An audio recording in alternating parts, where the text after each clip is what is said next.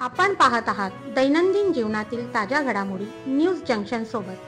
बातमी आपल्या लोकहिताची. अलिबाग न्यूज. अलिबाग नगराध्यक्ष पदावरून राजकारण उफाळून आले आहे. निवडणुकीचे वातावरण तापत असताना सर्वांचे लक्ष आता अक्षया नाईक यांच्या नावावर केंद्रित झाले आहे. शेतकरी कामगार पक्षाने अचानक अक्षया नाईक यांची उमेदवारी जाहीर करत संपूर्ण राजकीय समीकरण बदलून टाकलं आहे.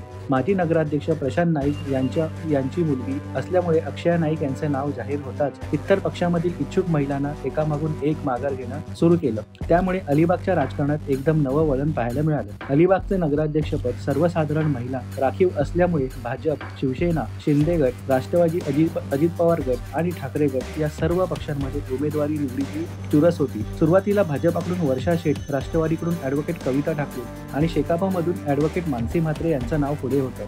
मात्र शेका पक्षाने अक्षया नाईक यांचे काट टाकताच इतर पक्षांची गणितं ढासळली आहेत. याउलट महायुतीचे अजूनही उमेदवार ठरवण्यात आलेले नाही. नगरसेवक पदासाठी देखील उमेदवार शोधणे कठीण होतं असल्याने सूत्रांचं म्हणणं आहे. अर्ज भरण्याची वेळ जवळ येत असताना महायुतीचा गोंधळ अधिकच वाढताना दिसत आहे. दरम्यान महाविकास आघाडीत स्थान न मिळाल्याने ठाकरे गटातील काही इच्छुक नाराज आहेत आणि स्वतंत्र लढण्याची तयारी करत आहेत. यांचे नाराज नेत्यांना महायुतीकडून नगरसेवक आणि नगराध्यक्ष पदाची ऑफर दिली जात असल्याची माहिती समोर आली आहे. या ऑफरमुळे काही जण डळमळीत झाले आहेत. अलिबागचे अखेर बाजी कोण मारणार याकडे संपूर्ण रायगडचे लक्ष लागून राहिलं आहे.